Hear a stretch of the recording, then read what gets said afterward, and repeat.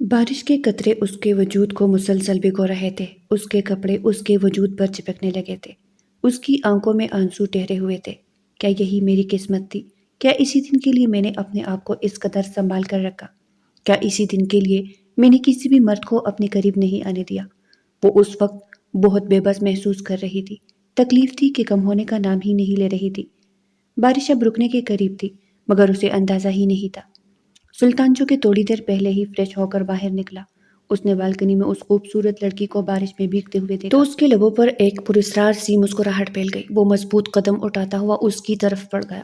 اس نے اپنا سر آمنہ کے کندھے پر رکھا۔ وہ جلدی سے ہوش کی دنیا میں آئی۔ اس نے پلٹنا چاہا، مگر اس سے پہلے ہی وہ اپنے دونوں ہاتھوں کی مدد سے اس کی کمر کو اپنی گرفت میں لے چکا تھا۔ اب اسے اس کی انگلیاں اپنی کمر میں سرسراتی ہوئی محسوس ہو رہی تھی۔ وہ آہستہ آہستہ اس کے پیٹ کی طرف بڑھ رہی تھی۔ تم بہت خوبصورت ہو، اور اس حلیے میں تو تم کسی قیامت سے کم نہیں لگ رہی۔ تم مجھے پہلے کیوں نہیں ملی؟ یہ کہہ کر اس نے پیار سے آمنہ کے گالوں پر بوسہ دیا اور اسے ایک جھٹکے سے اپنی جانب موڑا۔ اب وہ اس کے سامنے تھی۔ اس کا چہرہ سلطان سے تھوڑے سے فاصلے پر تھا۔ وہ کافی دیر تک بے خودی کے عالم میں اس کی خوبصورت نقش کو دیکھتا رہا۔ تم بلا شبہ کوئی ہور ہو، پلیز ایسا مت کرے۔ اس کی آنکھوں سے آنسو ٹوٹ کر اس کی گالوں پر گرے، جسے اس نے اپنے ہونٹوں کی مدد سے چن لی اور اس کے ساتھ ہی اس کی دونوں آنکھوں کو پیار سے چومنے لگا۔ تم جانتی ہو کہ میں ٹھیک انسان نہیں ہوں اور نہ ہی میں کوئی اچھا شخص ہوں، لیکن اس کے باوجود بھی مجھ سے فریاد کر رہی ہو۔ تم سے بڑی نادان عورت میں نے آج سے پہلے کبھی بھی نہیں دیکھی۔ آپ کو یہ سب کچھ کرنے سے کیا ملے گا؟ آپ میری زندگی برباد کر رہے ہیں۔ اس نے ایک بار پھر روتے ہوئے احتجاج کیا۔ سلطان کے ماتھے پر بل پڑ گئے۔ یہ ڈرامے بازی بند کرو۔ میں تمہارے ساتھ کوئی زبردستی نہیں کر رہا ہوں۔ تمہارے ساتھ سودا کیا تھا، بدلے میں تمہیں 50 لاکھ ادا کیے ہیں۔ تمہیں کیا لگتا ہے کہ ایک معمولی سی رقم ہے؟ اس رقم میں تم جیسی 50 لڑکیاں بھی خرید سکتا ہوں، مگر کیا کروں، دل تم پر ہی آ کر رک گیا ہے۔ کہ اگر کوئی آپ کو پسند آ جائے تو اس کا مطلب یہ ہے کہ آپ اس کی روح کی دھجیاں بکھیر کر رکھ دو، اس کی خوشیاں اس سے چھین لو، اس کے جسم کو نوچ ڈالو۔ وہ ایک بار پھر سے چلاتے ہوئے بولی تھی، تمہیں اس ڈرامے کی ایک پھوٹی کوڑی بھی نہیں ملے گی، اس لیے اوور ایکٹنگ کرنا بند کر دو اور آؤ، میں تمہارا انتظار کر رہا ہوں۔ یہ کہہ کر وہ اپنے بیڈ کی طرف بڑھ گیا اور اپنی گھڑی اتار کر سائڈ پر رکھنے لگا۔ بارش ایک بار پھر سے شروع ہو گئی تھی۔ وہ ایک بار پھر سے بارش میں بھیگنے لگی تھی۔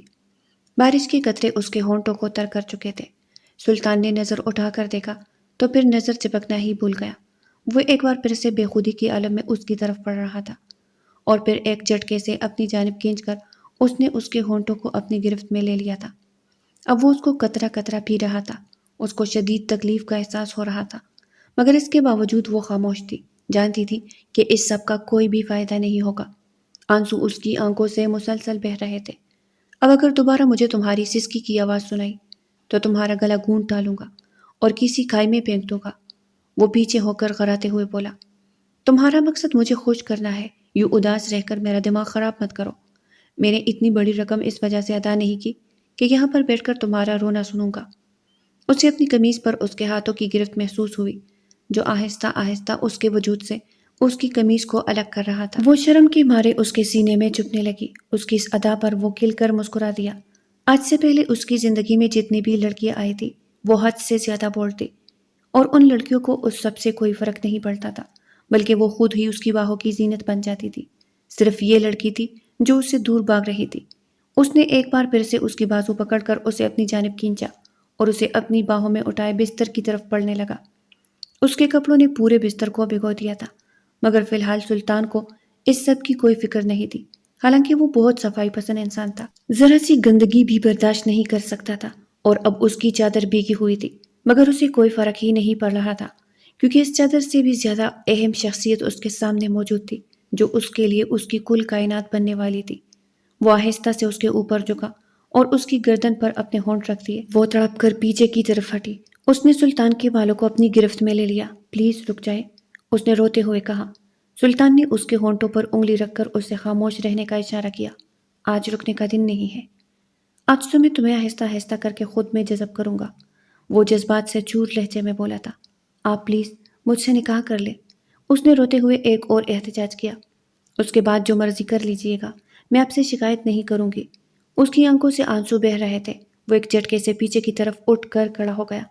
یہ نکاح صرف اور صرف ایک رات کے لیے ہوگا، پھر میں تمہیں طلاق دے دوں گا اور نکاح کے بعد میں تمہارے کسی بھی قسم کا احتجاج بھی برداشت نہیں کروں گا، اور اگر پھر سے تم نے آنسو بہائے تو مجھ سے برا کوئی بھی نہیں ہوگا۔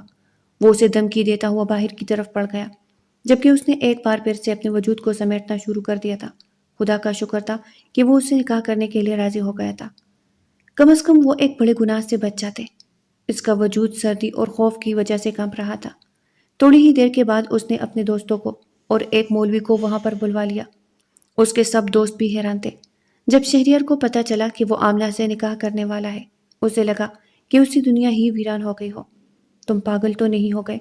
تم ایک معصوم لڑکی کے ساتھ اتنی بڑی زیادتی کیسے کر سکتے ہو؟ شہریار اپنے دوست کی رگ رگ سے واقف تھا، اس لیے چلاتے ہوئے بولا، یہ زیادتی نہیں ہے، بلکہ اس پر احسان کر رہا ہوں۔ اگر چاہتا تو بغیر نکاح کے اسے استعمال کر لیتا۔ وہ کمینگی سے بولا، وہ ایک معصوم اور سادہ سی لڑکی ہے، تم اس کے ساتھ ظلم کر رہے ہو۔ کہیں ایسا نہ ہو کہ تمہیں اس لڑکی کی آہ لگ جائے اور تم تباہ اور برباد ہو جاؤ۔ دیکھو، میں اس طرح کی باتوں پر یقین نہیں رکھتا ہوں، اور نہ ہی وہ لڑکی کوئی پیرنی ہے جو اس کی بد دعا مجھے لگ جائے گی۔ میں اس کے ساتھ زبردستی نہیں کر رہا، بلکہ اس کی مرضی کے مطابق یہ سب کچھ کر رہا ہوں۔ اسے میں نے پیسے دیے ہیں۔ سلطان صاحب، پیسوں سے ان لڑکیوں کا وجود خریدا جاتا ہے جو واقعی اس کام میں ملوث ہوتی ہے۔ ان شریف لڑکیوں کو تنگ نہیں کیا جاتا جو حالات کے ہاتھوں مجبور ہو جاتے ہیں۔ شہریار نے اسے ایک بار پھر سے یقین دلانے کی کوشش کی، مگر وہ کچھ بھی سننے کے لیے تیار ہی نہیں تھا۔ اس کے سب دوست وہاں سے جا چکے تھے، اس کا آمنہ سے نکاح ہو چکا تھا۔ وہ ایک بار پھر سے کمرے کے اندر داخل ہوا۔ اب کی بار اسے بے چینی محسوس نہیں ہو رہی تھی، بلکہ ایک عجیب سا سکون تھا جو اس کے دل میں اتر گیا تھا۔ سلطان کو بھی حیرانگی ہونے لگی۔ آمنہ اس وقت بٹ پر بیٹھی ہوئی تھی، اس نے اپنا سر گھٹنوں پر رکھا ہوا تھا۔ اس کا وجود ایک بار پھر سے ہچکیوں کے ضد میں تھا۔ وہ یقیناً دوبارہ سے رو رہی تھی۔ لڑکی، خاموش ہو جاؤ، اب تو میں نے تمہاری بات مان لی ہے۔ اس کا لہجہ بھی تبدیل ہو گیا تھا۔ آمنہ نے بے ساختہ نگاہیں اٹھا کر دیکھا۔ سامنے کھڑا انسان کہنے کو اس کا شوہر تھا، لیکن صرف اور صرف ایک رات کے لیے۔ یہ سوچ کر ہی اس کے لبوں پر ایک بھی کسی مسکراہٹ پھیل گئی۔ اس نے آپریشن کے پیسے بھی جمع کروا دیے تھے۔ ادھر اس کے باپ کا آپریشن ہو رہا تھا اور ادھر وہ اس کے بستر کی زینت بن رہی تھی۔ سلطان پھر سے اس کی طرف پڑا اور اس کے وجود سے آہستہ آہستہ ہر طرح کی رکاوٹ کو ہٹانے لگا۔ اب وہ اس کے سامنے تھا، اپنا بھرپور حسن لیے۔ لڑکی، تم مجھے پاگل کر رہی ہو، وہ جذبات سے چور لہجے میں بولا۔ آج سے پہلے بہت سی عورتیں اس کی زندگی میں آئی تھی، مگر ان میں سے کوئی بھی آمنہ نہیں تھی، اور نہ ہی ان عورتوں میں وہ کشش تھی اور وہ چارم تھا جو آمنہ کی وجود میں تھا۔ وہ اس کے جسم کے ایک ایک حصے کو چومنے لگا تھا۔ آمنہ بھی اب کوئی احتجاج نہیں کر رہی تھی، مگر وہ بہت زیادہ ڈری ہوئی تھی کہ کل کو جب اس کی واقعی کسی نیک اور شریف انسان سے شادی ہوگی، یا کیا وہ کبھی زندگی میں شادی کرنے کے قابل ہو پائے گی۔ یہ سوچ ہی اس کے وجود کو لرزانے پر مجبور کرنے لگی۔ اس کے بابا کی خواہش تھی کہ جیسے ہی وہ ٹھیک ہو جائیں گے، اس کی شادی اپنے بھائی کے بیٹے سے کر دیں گے۔ اس سے سب کچھ اپنی آنکھوں کے سامنے تباہ اور برباد ہوتا ہوا محسوس ہو رہا تھا۔ سلطان نے ایک بار پھر سے اس کے ہونٹوں کو اپنی گرفت میں لے لیا۔ اس نے اس کے دونوں ہاتھوں کو اپنے ہاتھوں میں جگڑ رکھا تھا اور اس وقت مکمل طور پر اس پر لیٹا ہوا تھا۔ وہ اس کو محسوس کر رہا تھا۔ تھوڑی ہی دیر میں وہ اس کی ٹانگوں کو جگڑنے لگا۔ وہ پوری رات اس کے انتقام اور محبت کی تپش سہتی رہی۔ صبح فجر کی اذانوں کے قریب وہ اپنی جگہ سے اٹھی۔ پوری رات وہ ایک لمحے کے لیے بھی سو نہیں پائی۔ اس نے ایک نظر سلطان پر ڈالی جو کہ دوسری طرف کروٹ کر کے لیٹا ہوا تھا۔ وہ حیران ہو رہی تھی کہ آخر یہ انسان اس کے ساتھ اتنی بڑی زیادتی کر کے کیسے سکون سے سو سکتا ہے۔ آنکھیں ایک بار پھر سے برسنے کے لیے تیار ہو چکی تھی۔ اس نے روتے ہوئے وضو کیا اور جائے نماز پر بیٹھ کر ہچکیوں سے رونے لگی۔ وہ سجدے میں گری، اپنے رب سے مدد مانگ رہی تھی۔ یا اللہ، میں نے ہمیشہ تجھ سے مدد طلب کی ہے، کیونکہ میرا تجھ پر یقین ہے کہ میرا مسئلہ تیرے علاوہ کوئی بھی حل نہیں کر سکتا ہے۔ اے اللہ، میں تیری بارگاہ میں تجھ سے مدد مانگتی ہوں، مجھے اس آزمائش سے نکال دے۔ میں اتنی مضبوط نہیں ہوں کہ اس آزمائش کا سامنا کر سکوں۔ یا اللہ، میرے لیے آسانیاں پیدا فرما۔ سلطان جو کہ سکون سے سو رہا تھا، رونے کی آواز پر اس کی آنکھ کھل گئی۔ اس نے کروٹ بدل کر دیکھا تو وہ چھوٹی سی لڑکی سجدے میں گری رو رہی تھی اور اپنے رب سے مدد طلب کر رہی تھی۔ اسے تھوڑی سی حیرت ہو رہی تھی، کیونکہ اسے یاد تھا کہ اس نے کبھی بھی اپنی ماں یا اپنے باپ کو نماز پڑھتے ہوئے نہیں دیکھا تھا، بلکہ اس کی زندگی میں جتنی بھی عورتیں آئی تھیں وہ ساری ہی لبرل تھی۔ ان کا دور دور تک دین سے کوئی تعلق نہیں تھا۔ وہ خود بھی نماز نہیں پڑھتا تھا۔ یہ سوچ کر اسے شرمندگی ہونے لگی۔ اسے یاد نہیں تھا کہ آخری بار اس نے کب نماز پڑھی تھی۔ جب وہ نماز پڑھ کر فارغ ہوئی تو سلطان نے اسے اپنے قریب آنے کا اشارہ کیا۔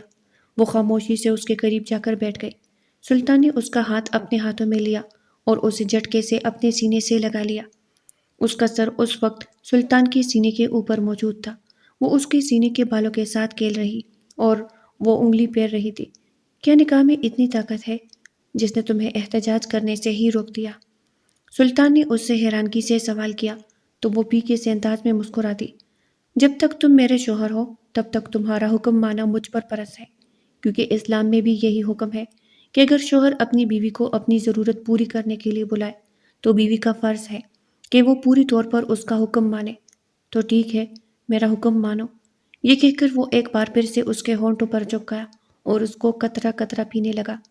اب کی بار اس نے اپنا ہاتھ سلطان کی گردن پر رکھا ہوا تھا اور بہت ہی پیار سے اس کی گردن پر اپنا ہاتھ چلا رہی تھی۔ اب وہ انکار نہیں کر رہی تھی، یوں لگ رہا تھا جیسے وہ اس رشتے کو قبول کرتی جا رہی ہو یا پھر اس کی خواہش ہو کہ وہ اس رشتے کو آگے بڑھائے۔ سلطان کا موبائل بجا تو وہ جلدی سے ہوش کی دنیا میں آیا۔ اس نے ایک جھٹکے سے اسے پیچھے کی طرف ہٹایا اور بے چینی سے کال ریسیو کرنے لگا۔ یہ اس کی گرل فرینڈ کی کال تھی جو کہ امریکہ میں رہتی تھی۔ ہیلو بیبی، کیسی ہو تم؟ اس نے خوشگوار انداز میں مسکراتے ہوئے کہا۔ میں تو بالکل ٹھیک ہوں یار، بس آج کل تھوڑا سا بزی ہوں۔ تمہیں تو پتہ ہے کہ بزنس کی وجہ سے مصروفیات بڑھ جاتی ہے۔ وہ ایک نظر اس کو دیکھتا اور پھر اس سے بات کرتا۔ اس کی ان باتوں نے آمنہ کو دوبارہ سے ہوش کی دنیا میں لایا تھا۔ وہ جو یہ سمجھنے لگی تھی کہ شاید وہ انسان اسے اپنا نام دینے کے لیے تیار ہو جائے گا، ایک بار پھر سے مایوس ہو گئی، کیونکہ اس انسان کی فطرت ہی یہی تھی کہ وہ عورتوں کو استعمال کرتا تھا۔ وہ فون کر کے فارغ ہوا اور اسے کہنے لگا، چلو جلدی سے اٹھو، ہمیں یہاں سے جانا ہے، ہمارے پاس زیادہ وقت نہیں ہے، میری گرل فرینڈ پاکستان واپس آ رہی ہے۔ وہ سب کچھ بھول چکا تھا۔ اس وقت اسے صرف اور صرف نینی کی فکر ہو رہی تھی جو کہ پاکستان پہنچ گئی تھی اور اب اس کے گھر کی طرف آ رہی تھی۔ طلاق کی فکر مت کرنا، بہت جلدی تمہیں کاغذات مل جائیں گے۔ اس نے اس کی مشکل کو آسان کر دیا اور اسے اس کے ساتھ ہی وہاں سے بھی نکال دیا۔ وہ خاموشی سے چھوٹے چھوٹے قدم اٹھاتی ہوئی گاڑی کی طرف بڑھنے لگی۔ ڈرائیور اسے اسپتال کے دروازے کے سامنے چھوڑ کر چلا گیا تھا۔ ڈاکٹر کی بات سن کر اسے لگا کہ وہ اگلی سانس نہیں لے پائے گی۔ اس کا باپ اس دنیا سے رخصت ہو گیا تھا۔ کوئی فائدہ نہیں ہوا اس کی قربانی دینے کا، اور نہ ہی ان پیسوں کا جو اس نے ایک سودے کی تحت سلطان صاحب سے لیے تھے۔ اس کے بابا جان اسے چھوڑ کر جا چکے تھے۔ آپریشن ناکام ہو گیا تھا۔ ڈاکٹر نے بھی اللہ کی مرضی کہہ کر اسے ہدایت کی کہ وہ لاش لے کر واپس چلی جائے۔ وہ اس وقت رو نہیں رہی تھی، بلکہ اس کے دل کی حالت بہت عجیب تھی۔ اسے سمجھ نہیں آ رہا تھا کہ اسے کیا ہوا ہے۔ اس کے پیارے بابا جان اسے چھوڑ کر چلے گئے تھے اور اس کی آنکھ میں ایک آنسو تک نہیں تھا۔ آخر وہ کس طرح کی بیٹی تھی؟ اس کے بابا کا جنازہ بھی ہو گیا۔ وہ اپنے چاچا جان کے گھر چلی گئی تھی۔ اس کا اکاؤنٹ ابھی بھی 45 لاکھ سے بھرا ہوا تھا، مگر وہ ان پیسوں کی طرف دیکھنا بھی نہیں چاہتی تھی۔ اپنے تائی جان کے گھر میں رہنا کچھ ہی دنوں میں اس کے لیے دشوار ہو گیا تھا، کیونکہ اس کے تائی جان نے اسے صاف الفاظ میں کہہ دیا کہ ہم تمہارا خرچہ نہیں اٹھا سکتے ہیں۔ تم جو نوکری پہلے کرتی تھی ابھی بھی وہی نوکری کرو اور اپنے لیے کوئی کرائے کا گھر دیکھو۔ یہ سن کر اسے افسوس تو ہوا تھا کہ آخر وہ کس طرح کے رشتے دار تھے، مگر پھر یہ سوچ کر خاموش ہو گئی کہ اس زمانے میں اپنے رب کے علاوہ انسان کو کسی سے بھی امید نہیں لگانی چاہیے۔ اس نے ایک اسکول میں پڑھانا شروع کر دیا تھا۔ دوسری طرف سلطان اس بار اپنی گرل فرینڈ کے پاس نہیں جا رہا تھا اور نہ ہی اسے ہاتھ لگا رہا تھا۔ وہ نہیں جانتا تھا کہ اسے کیا ہو گیا ہے۔ وہ جب بھی اس کے پاس جاتا تو اس کی نظروں کے سامنے اس کی بیوی گھومنے لگتی۔ یہ مجھے کیا ہو رہا ہے؟ کیوں میں ہر وقت اسی کے بارے میں ہی سوچتا رہتا ہوں؟ وہ بے چینی سے خود سے سوال کرتا۔ وہ تو ایک معمولی سی لڑکی تھی، مجھے اس کے بارے میں اتنی فکر نہیں کرنی چاہیے۔ اس نے اپنے مینیجر سے کہا کہ وہ اس لڑکی سے فون پر رابطہ کرے، مگر اس کا نمبر بند تھا۔ وہ اپنی سم چینج کر چکی تھی۔ وہ اس کے گھر بھی گیا، لیکن وہ وہاں پر بھی موجود نہیں تھی۔ خدا جانتا تھا کہ وہ کہاں پر چلی گئی ہے، نہ جانے اسے زمین کھا گئی تھی یا آسمان نکل گیا تھا۔ مگر سلطان کے لیے اب یہ سب کچھ سہنا بہت دشوار ہو گیا تھا۔ کہیں ایسا تو نہیں کہ میں اسے محبت کرنے لگا ہوں؟ اس نے خود سے سوال کیا۔ شہریار بھی اس کی حالت دیکھ رہا تھا۔ میں نے تجھے پہلے ہی کہا تھا کہ ایک معصوم لڑکی کے ساتھ زیادتی نہ کر۔ سلطان کو اس بارے میں بھی پتہ چل چکا تھا کہ اس کے والد کا انتقال ہو گیا ہے، یعنی اس کے پیسے بھی اس لڑکی کے کام نہیں آئے تھے۔ زندگی گزارنا اس کے لیے بہت مشکل ہو گیا تھا۔ وہ ہر وقت ہی ایک اندیکھی آگ میں جلتا تھا۔ اس نے اپنے سب گارڈز کو حکم دیا تھا کہ وہ کسی طرح سے اس لڑکی کو تلاش کرے، مگر 2 سالوں کی مسلسل تلاش کے بعد بھی اسے وہ لڑکی نہ ملی۔ وہ اس وقت اپنی خالہ جان کے پاس ان کے چھوٹے سے گاؤں میں آ گئی تھی۔ یہاں کی زندگی بہت ہی پرسکون تھی۔ وہ جانتی تھی کہ اس کی خالہ کا بیٹا اسے پسند کرنے لگا ہے، مگر وہ اسے شادی نہیں کر سکتی تھی کیونکہ وہ کسی اور کے نکاح میں موجود تھی، اور یہ بات اس نے اپنی خالہ کو اعتماد میں لے کر بتا دی تھی۔ ایک دن خالہ نے جب اس سے اس کے ماضی کے بارے میں پوچھا تو اس کے لبوں پر پھیکی سی مسکراہٹ پھیل گئی۔ اس کی ماں کا تو اس کے بچپن میں ہی انتقال ہو گیا تھا۔ اس کے بابا جان نے اس کی پرورش کی تھی، لیکن کچھ عرصہ گزرا تو اس کے بابا کی طبیعت بہت خراب رہنے لگی۔ جہاں تک اس کی کہانی کا سوال تھا تو وہ اس پارٹی سے ہوئی تھی۔ کاش وہ کبھی بھی اس پارٹی میں نہ جاتی، کاش وہ کبھی اس انسان کی نظروں میں نہ آتی، یا پھر وہ اس کمپنی میں جاب کرنے کے لیے ہی نہ جاتی۔ لیکن بعض اوقات کچھ حادثات انسان کے لیے ضروری ہوتے ہیں۔ باقی راتوں سے ہٹ کر وہ ایک چاندنی رات تھی۔ سب لڑکیوں کی نظریں بے چینی سے دروازے کی طرف اٹھ رہی تھی۔ ابھی تک وہ انسان اس محفل کا حصہ نہیں بنا تھا، اور سب لڑکیوں کو ہی وہ محفل بے جان معلوم ہو رہی تھی۔ اچانک ہی فضا بولی، یہ سلطان صاحب کہاں پر رہ گئے ہیں؟ کون ہے یہ انسان؟ آمنہ، جو کہ کچھ عرصہ پہلے ہی اس کمپنی کا حصہ بنی تھی، آج اس کمپنی کی طرف سے دی جانے والی ایک بہت بڑی پارٹی میں آئی تھی۔ یہاں پر آنے کا اس کا دل نہیں کر رہا تھا، مگر مینیجر کا حکم تھا کہ سب امپلائی وہاں پر آئے۔ سلطان خان، جو کہ اس کمپنی کا اونر تھا، پچھلے کچھ مہینوں سے ملک سے باہر ایک امپورٹنٹ پروجیکٹ پر کام کر رہا تھا۔ آج اس کی ملک میں واپسی تھی، اور اسی خوشی میں ہی یہ پارٹی رکھی گئی تھی۔ کیا تم سلطان صاحب کو نہیں جانتی؟ فضا نے اسے حیرت سے پوچھا، تو آمنہ نے تیزی سے نفی میں سر ہلا دیا۔ تمہیں تو پتا ہے کہ مجھے یہاں پر کام کرتے ہوئے ابھی صرف 2 ہفتے ہی گزرے ہیں۔ مجھے تو اپنے مینیجر کا نام بھی ٹھیک طرح سے یاد نہیں ہے۔ مجھے سلطان صاحب کے بارے میں کہاں معلوم ہوگا؟ اس نے منہ بناتے ہوئے جواب دیا۔ یار، پھر تو یہ اور بھی اچھی بات ہے۔ اب تم سلطان صاحب کو دیکھو گی تو کبھی بھول نہیں پاؤ گی۔ میں تمہیں کیا بتاؤں، وہ انسان قیامت ہے۔ آج سے پہلے میں نے کبھی بھی اس قدر خوبصورت انسان نہیں دیکھا۔ وہ پیارا تو بہت زیادہ ہے، مگر مغرور بھی حد سے بڑھ کر ہے۔ کسی کی طرف بھی نظر اٹھا کر نہیں دیکھتا، مگر جو اس کی نظروں کے سامنے آ جائے اسے چھوڑتا بھی نہیں ہے۔ میں نے تو یہ بھی سنا ہے کہ وہ عیاش طبیعت کا مالک ہے، ایک بہت بڑے جاگیردار کا بیٹا، اور ماں باپ کی بگڑی ہوئی اولاد ہے۔ ماضی میں اس نے بہت سی غلطیاں بھی کی ہے۔ وہ عورتوں کو استعمال کی چیز سمجھتا ہے، مگر یار، اگر اس قدر خوبصورت انسان استعمال کرنا چاہے تو کون کافر خود کو استعمال کرنے کی اجازت نہیں دے گا؟ فضا اس سے بہت ہی مرغوب نظر آ رہی تھی۔ اس کی بات سن کر آمنہ کا دل دہل گیا۔ اس نے بے ساختہ اپنے دل پر ہاتھ رکھا اور فضا کو ڈانٹتے ہوئے کہا، یہ کس طرح کی باتیں کر رہی ہو؟ اگر وہ ایسا انسان ہے پھر تو تمہیں اسے بچ کر رہنا چاہیے۔ یار، میں جانتی ہوں کہ تم بہت بورنگ ہو، لیکن فی الحال اس طرح کی باتیں کر کے میرا موڈ خراب نہ کرو۔ میں اس وقت بہت ہی خوش ہوں۔ فضا یہ کہہ کر وہاں سے چلی گئی۔ اب آمنہ اپنی جگہ پر اکیلی کھڑی تھی۔ مزید 5 منٹ گزرے تھے کہ اسے اپنے نام کی پکار سنائی دی۔ اس نے پلٹ کر دیکھا تو وہاں پر شہریار افندی کھڑا تھا، ان کا کمپنی پارٹنر اور ایک مانا جانے والا بزنس مین۔ السلام علیکم محترمہ، کیسی ہیں آپ؟ اس نے بغیر کوئی تمہید باندھے ڈائریکٹ سلام کیا۔ آمنہ کنفیوز ہو گئی کیونکہ شہریار افندی نے اس کی طرف اپنا ہاتھ بڑھایا تھا۔ اس نے آج سے پہلے کبھی بھی کسی مرد کو اس طرح سے سلام نہیں کیا تھا۔ کیا ہوا ہے آپ کو؟ اس نے بے چینی سے سوال کیا۔ وہ کافی دیر سے اس معصوم لڑکی کو وہاں پر کھڑا دیکھ رہا تھا۔ وہ لڑکی اسے پہلے ہی نظر میں پسند آئی تھی۔ وہ لڑکی وہاں پر کھڑی سب لڑکیوں سے منفرد تھی۔ باقی لڑکیوں نے عجیب و غریب قسم کا لباس پہن رکھا تھا جس سے ان کے وجود صاف نظر آ رہے تھے۔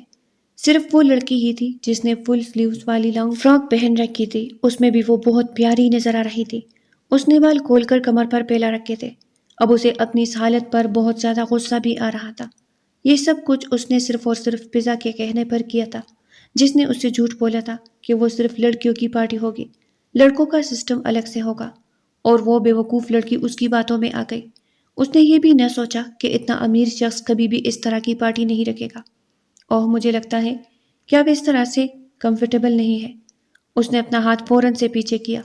اس کا چہرہ شرمندگی کی وجہ سے لال بھی ہو گیا تھا، مگر اس نے اپنے آپ کو فوراً سے کمپوز کیا۔ آپ کس کمپنی میں کام کرتی ہے؟ دراصل یہاں پر مختلف کمپنیوں کے بھی لوگ آئے ہوئے تھے، اور شہریار کو اندازہ نہیں تھا کہ وہ اسی کی کمپنی کی ہی ہے۔ جب اس نے اپنی کمپنی کا نام لیا تو اسے خوشگوار سی حیرت ہوئی۔ ارے، میں بھی اس کمپنی کا پارٹنر ہوں۔ میں نے آپ کو کبھی وہاں پر دیکھا نہیں ہے۔ جی، میں نے کچھ ہفتے پہلے ہی جوائننگ دی ہے، اس نے نظریں چراتے ہوئے کہا۔ وہ بے چینی سے اپنے ہاتھ مسل رہی تھی۔ وہ بس کسی طرح سے اس کی نظروں کے سامنے سے غائب ہونا چاہتی تھی، کیونکہ شہریار کی نظریں اسے اپنے وجود کے آر پار ہوتے ہوئے معلوم ہو رہی تھی۔ اگر آپ کمفرٹیبل ہو تو کیا ہم تھوڑی دیر کے لیے بات کر سکتے ہیں؟ شہریار نے ایک ٹیبل کی طرف اشارہ کیا۔ وہ اسے اپنے ساتھ بیٹھنے کی دعوت دے رہا تھا۔ نہ چاہتے ہوئے بھی وہ اس ٹیبل پر جا کر بیٹھ گئی تھی۔ جی محترمہ، آپ نے مجھے اپنا نام بتایا ہی نہیں۔ اس نے خوشگوار موڈ میں اس کا نام پوچھا۔ میرا نام آمنہ ہے، اس نے سرسری سا جواب دیا۔ تو آپ اپنی فیملی بیک گراؤنڈ کے بارے میں بتائیں۔ آمنہ کو اب غصہ آنے لگا تھا کیونکہ وہ انسان اس کا پورا بایو ڈیٹا نکالنے کے لیے تیار ہو گیا تھا۔ ایکسکیوز می، مجھے کسی سے ملنا ہے، یہ کہہ کر وہ اٹھی اور اس کی نظروں کے سامنے سے غائب ہو گئی۔ شہریار اس وقت تک اس کے پوسٹ کو دیکھتا رہا جب تک کہ وہ اس کی نظروں سے اوجھل نہ ہوئی۔ اس نے مینیجر کو اشارہ کیا اور اسے اپنے قریب آنے کے لیے کہا۔ مجھے اس لڑکی کے بارے میں بتاؤ، یہ کون ہے؟ کہاں سے آئی ہے؟ کیا کرتی ہے؟ اس کا فیملی بیک گراؤنڈ کیا ہے؟ تمہارے پاس صرف اور صرف 25 منٹ کا وقت ہے، مجھے ساری ڈیٹیل نکلوا کر دو۔ اس کی بات سن کر مینیجر مسکرا دیا۔ ارے سر، یہ کون سی بڑی بات ہے؟ اس لڑکی کے بارے میں تو مجھے سب کچھ زبانی یاد ہے۔ یہ ایک بہت ہی غریب گھرانے سے تعلق رکھتی ہے۔ اس کے گھر میں صرف اس کا باپ ہی ہے جو بہت زیادہ بیمار ہے اور اپنے باپ کے علاج کے لیے اسے ایک موٹی رقم چاہیے۔ اس نے پچھلے ہفتے ہی مجھ سے لون کا مطالبہ کیا تھا، مگر آپ کو تو پتہ ہے کہ صاحب کی بھی پالیسی ہے، جب تک امپلائی 1 مہینے تک آفس میں کام نہ کرے تب تک اسے کسی بھی قسم کا لون نہیں ملتا۔ بیچاری بہت ہی مجبور لڑکی ہے۔ اس کے لہجے میں غمگینی تھی جسے شہریار اچھی طرح سے محسوس کر رہا تھا۔ آج کے بعد تم اس لڑکی سے دور ہوگے، اور اگر آج کے بعد میں نے تمہیں اس کو خباثت بھری نظروں سے گھورتے ہوئے دیکھا تو مجھ سے برا کوئی بھی نہیں ہوگا۔ شہریار نے انگلی اٹھا کر اسے دھمکی دی تو وہ فوراً سے سیدھا ہو کر کھڑا ہو گیا اور اپنے گردن جھکاتے ہوئے بولا، صاحب آج کے بعد وہ لڑکی مجھ پر حرام ہے، آپ بالکل بے فکر ہو جائیں، میں اس کی طرف نظر اٹھا کر بھی نہیں دیکھوں گا۔ مجھے اگر پہلے ہی پتا ہوتا کہ آپ کو وہ لڑکی پسند آ گئی ہے تو خدا کی قسم کبھی بھی اس کی طرف نظریں اٹھا کر نہ دیکھتا۔ ٹھیک ہے، اب زیادہ ڈرامے لگانے کی ضرورت نہیں ہے، جاؤ یہاں سے، اور جو باتیں میں نے تم سے کی ہے اس کے بارے میں کسی کو بھی نہ بتانا، اپنے صاحب سلطان صاحب کو بھی نہ بتانا۔ جی صاحب ٹھیک ہے۔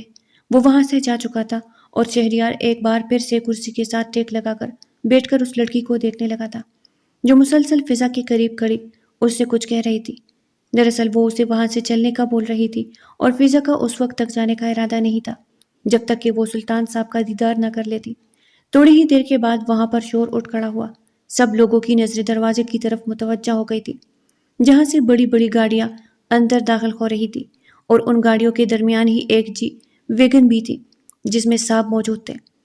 جیسے ہی وہ گاڑی سے نیچے اترا، لڑکیاں تتلیوں کی طرح الٹی ہوئی اس کے پاس گئی۔ ہر کوئی اسے سلام کر رہا تھا اور اسے اس کی خیریت دریافت کر رہا تھا، مگر وہ ان سے مکمل طور پر انجان بہت بیزار نظر آ رہا تھا۔ دراصل سفر کی وجہ سے وہ بہت زیادہ تھک گیا تھا۔ اس نے فیصلہ کیا تھا کہ وہ سفر سے واپس آنے کی فوراً بعد ہی ریسٹ کرے گا، مگر شہریار نے اس کے لیے پارٹی رکھ دی تھی۔ اب اس کو بہت غصہ آ رہا تھا۔ ان سب لوگوں کو بمشکل مسکراتے ہوئے جواب دینے کے بعد وہ شہریار کے ساتھ ہی آ کر بیٹھ گیا۔ میں نے تجھے سمجھایا بھی تھا کہ میرے ساتھ اس طرح کا مذاق نہ کرنا، مجھے یہ ساری چیزیں پسند نہیں ہے، اس نے کوفت سے کہا۔ تم دیکھ نہیں رہے کہ دنیا تمہارے پیچھے کس قدر پاگل ہے؟ ہر لڑکی تمہارے ساتھ صرف اور صرف تھوڑا سا وقت گزارنا چاہتے ہو، اور تم اس قدر مغرور ہو کہ کسی لڑکی کو اجازت ہی نہیں دیتے۔ یار، انسان کو اتنا بھی سنگ دل نہیں ہونا چاہیے، دوسروں کے جذبات کی بھی فکر کرنی چاہیے۔ یہ سن کر اس کے لبوں پر ایک پھیکی سی مسکراہٹ پھیل گئی۔ لڑکیوں کی تم بات کر رہے ہو، یہ بھی میرے پاس موجود ہے، رات کے وقت کسی اور کی باہوں میں ہوں گی۔ میں اس طرح کی لڑکیوں کو اہمیت نہیں دیتا ہوں اور نہ ہی اس طرح کی لڑکیوں کو عزت دیتا ہوں۔ یہ لڑکیاں صرف اور صرف استعمال کی چیزیں ہیں، ان کو استعمال کرو اور پھینک دو۔ یہ بات میں نہیں کر رہا بلکہ ان کا وجود خود چیخ چیخ کر بولتا ہے۔ تم ایک نظر اس پارٹی میں دیکھو، تمہیں کوئی بھی لڑکی پورے کپڑوں میں نظر آ رہی ہے؟ یہ کہہ کر اس نے بے ساختہ نظر گھمائی اور پھر اس کی نظر ایک جگہ پر ہی رک گئی۔ ایک لڑکی اسے نظر آ گئی تھی، آمنہ صاحبہ، جو ڈری ہوئی ایک کونے میں کھڑی تھی۔ اس کے چہرے سے خوف صاف واضح ہو رہا تھا، وہ بہت زیادہ گھبرائی ہوئی معلوم ہو رہی تھی۔ وہاں پر اسے ایک لڑکا مسلسل کافی دیر سے تنگ کر رہا تھا۔ اس سے بچ کر وہ لڑکیوں کے جرمٹ میں جا کر کھڑی ہو گئی، مگر وہ آدمی وہاں پر بھی آ گیا تھا اور اس کے پیچھے جا کر کھڑا ہو گیا تھا۔ اس آدمی نے اچانک ہی اپنا ہاتھ اس کی کمر پر رکھا تو اسے لگا کہ اس کے جسم میں سے روح نکل جائے گی۔ اس نے بڑی مشکل سے ہمت جمع کی اور چیختے ہوئے بولی، یہ کیا بدتمیزی ہے، دور ہو جاؤ مجھ سے۔ یہ منظر سلطان صاحب مطمئن انداز میں بیٹھے دیکھ رہے تھے۔ وہ دیکھنا چاہتا تھا کہ وہ ڈرپوک لڑکی کس قسم کا رد عمل ظاہر کرے گی۔ کافی دیر گزر چکی تھی مگر وہ لڑکی ابھی تک ڈری سہمی ہی کھڑی تھی۔ جب اس آدمی کی بدتمیزی بڑھنے لگی تو آمنہ کا ہاتھ اٹھا اور اس کے چہرے پر نشان چھوڑ گیا۔ وہ آدمی غصے سے پاگل ہو گیا۔ اس سے پہلے کہ وہ اسے ہاتھ لگاتا، سلطان نے اس کا ہاتھ بیچ میں ہی روک دیا اور ایک زوردار مکہ اس کی ناک پر مارا۔ اس آدمی کی ناک سے خون نکلنے لگا تھا۔ اس نے اپنے گارڈ کو اشارہ کیا اور اسے سختی سے کہا کہ اس آدمی کو اٹھا کر باہر پھینک دو۔ یہ اس قابل نہیں ہے کہ ان لوگوں کو اس طرح کی پارٹی کا حصہ بنایا جائے۔ وہ آدمی گالیاں بکتا وہاں سے جا چکا تھا۔ اس کے بعد وہ اس چھوٹی سی لڑکی کی طرف متوجہ ہوا۔ محترمہ، آپ ٹھیک تو ہے؟ اس وقت وہاں پر کڑی باقی سب لڑکیوں کو آمنہ سے جلن محسوس ہو رہی تھی، جبکہ وہ اپنی جگہ پر کڑی خوف سے تھر تھر کانپ رہی تھی۔ شہریار بھی اس کے لیے پریشان ہو گیا۔ اس سے پہلے کہ وہ اس کی طرف بڑھتا یا اس سے بات کرنے کی کوشش کرتا، سلطان نے اپنے مینیجر کو اشارہ کیا کہ اس لڑکی کو اس کے گھر ڈراپ کر دو، اور گھر واپس جانے کے بعد اس نے اس لڑکی کے بارے میں ساری ڈیٹیل نکلوائی تھی۔ کافی عرصے کے بعد اس کا کسی لڑکی پر دل آیا تھا، اور پھر اس کے ساتھ ہی اسے پتہ چل گیا تھا کہ وہ ایک مجبور لڑکی ہے جو بہت جلد اس کے پاس پیسوں کا مطالبہ کرنے کے لیے آئے گی، اور اس وقت وہ اسے اپنے جال میں پھنسا لے گا۔ اس کے لبوں پر ایک شاطرانہ مسکراہٹ پھیلی ہوئی تھی۔ اس نے یہی تو سیکھا تھا، لڑکیوں کی مجبوری کا فائدہ اٹھانا، مگر نہیں جانتا تھا کہ اس بار وہ خود مجبور ہونے والا ہے، اور جس لڑکی کو وہ استعمال کرنے کے بارے میں سوچ رہا ہے وہ اسی کی محبت میں گرفتار ہو جائے گا۔ اگلے دن وہ آفس گئی تو اسے باس کے کمرے میں طلب کیا گیا۔ آپ کے بارے میں مجھے رپورٹ ملی ہے، آپ بہت اچھا کام کر رہی ہے، میں نے سوچا ہے کہ آپ کی پے میں تھوڑا سا اضافہ کر دوں۔ وہ حیران اور پریشان رہ گئی، کیونکہ اسے بتایا گیا تھا کہ یہاں پر کام کرنے والی لوگوں کی تنخواہیں بڑی مشکل سے بڑھتی ہے، اور اسے تو ابھی صرف 2 ہفتے ہی گزرے تھے اور اس کی پے میں اضافہ ہو گیا تھا۔ اسے سمجھ نہیں آ رہی تھی کہ وہ اپنے باس کا کیسے شکریہ ادا کرے۔ اگر آپ کو کسی بھی چیز کی ضرورت ہو تو آپ بلا جھجک مجھے کہہ سکتی ہے، اس نے عجیب سے انداز میں اسے سر سے لے کر پاؤں تک دیکھتے ہوئے کہا۔ آمنہ کو یہ سب کچھ تھوڑا سا برا تو لگا تھا، مگر پھر اس نے اسے اپنا وہم سمجھ کر نظر انداز کر دیا۔ دن تیزی سے گزرتے چلے جا رہے تھے۔ وہ اس آفس میں دیر تک کام کرتی رہی تھی۔ ایک دن اسے بہت دیر ہو چکی تھی اور باہر کوئی ٹیکسی بھی کھڑی نہیں تھی، جب اچانک یہ گاڑی اس کے سامنے آ کر رکی۔ وہ خوفزدہ ہو کر پیچھے ہٹی، لیکن جب فرنٹ سیٹ پر بیٹھی ہوئی شخصیت کو دیکھا تو اس کے دل کو تھوڑا سا سکون پہنچا۔ محترمہ، آپ رات کے اس پہر یہاں پر کیا کر رہی ہے؟ کراچی کے حالات ٹھیک نہیں ہے، کہیں ایسا نہ ہو کہ آپ کسی مشکل میں پھنس جائے۔ میں ٹیکسی کا ویٹ کر رہی ہوں، اس نے نگاہیں چراتے ہوئے کہا۔ اس وقت تو آپ کو کوئی ٹیکسی نہیں ملے گی، اگر آپ کہے تو میں آپ کو آپ کے گھر تک ڈراپ کر دیتا ہوں۔ نہیں نہیں، اس کی ضرورت نہیں ہے، وہ تیزی سے بولی۔ شہریار کو اس کا انکار برا لگا تھا۔ میں آپ کو بتا رہی ہوں کہ میں چلی جاؤں گی، آپ کو میری فکر کرنے کی ضرورت نہیں ہے۔ جب شہریار نے اس سے تھوڑا سا اصرار کیا تو وہ غصے سے بولی۔ شہریار کو بھی غصہ آ گیا تھا، وہ بھی وہاں سے چلا گیا۔ پتہ نہیں یہ لڑکی خود کو سمجھتی کیا ہے، بلائی کا تو کوئی زمانہ ہی نہیں ہے، میں تو صرف مدد ہی تو کرنا چاہ رہا تھا۔ میں نے کون سا اس سے جائیداد میں حصہ مانگ لیا تھا؟ اس کا دماغ غصے سے گھوما ہوا تھا۔ سلطان، جو کہ اپنے آفس کی کھڑکی میں کھڑا یہ منظر دیکھ رہا تھا، بے ساختہ مسکرا دیا، کیونکہ وہ جانتا تھا کہ اس وقت ٹیکسی کا ملنا مشکل ہی نہیں، ناممکن ہے۔ اب کی بار وہ اس کے پہلو میں جا کر کھڑا ہو گیا۔ مجھے لگتا ہے کہ اب آپ کو اپنے گھر چلے جانا چاہیے، جس کا آپ انتظار کر رہی ہے اس نے آج نہیں آنا۔ یہ سن کر وہ حیران رہ گئی۔ سلطان نے جان بوجھ کر یہ بات کی تھی تاکہ اس کو کنفیوز کر سکے۔ آپ کو غلط فہمی ہوئی ہے، میں کسی کا انتظار نہیں کر رہی۔ ارے کیا اس قدر خوبصورت لڑکی بھی سنگل ہو سکتی ہے؟ اس نے مذاق بھرے انداز میں کہا، لیکن اس کا یہ انداز اسے ایک آنکھ بھی نہیں بھا رہا تھا۔ جی، میں نے سنا ہے کہ آپ کے بابا کی طبیعت بہت خراب رہتی ہے۔ نہیں، ایسی کوئی بات نہیں ہے، وہ اب کافی حد تک بہتر ہے۔ اس نے اپنے لہجے کو ہموار رکھنے کی ہر ممکن کوشش کی۔ وہ اپنی کمزوری اس کے سامنے ظاہر نہیں کرنا چاہتی تھی، کیونکہ اس نے بہت سی لڑکیوں سے یہ بات سن رکھی تھی کہ وہ انسان مجبوری کا فائدہ اٹھاتا ہے، اور وہ نہیں چاہتی تھی کہ کوئی اس کو مجبور سمجھ کر اس کو استعمال کرے۔ اچھا، مجھے تو مینیجر کچھ اور ہی بتا رہا تھا، چلے آپ کو میں آپ کے گھر تک ڈراپ کر لیتا ہوں۔ یہ کہہ کر وہ اپنی گاڑی کی طرف بڑھ گیا، جبکہ وہ بنا چاہتے ہوئے اس کے پیچھے ہی چل دی، کیونکہ سلطان صاحب نے اسے انکار کا موقع ہی نہیں دیا تھا۔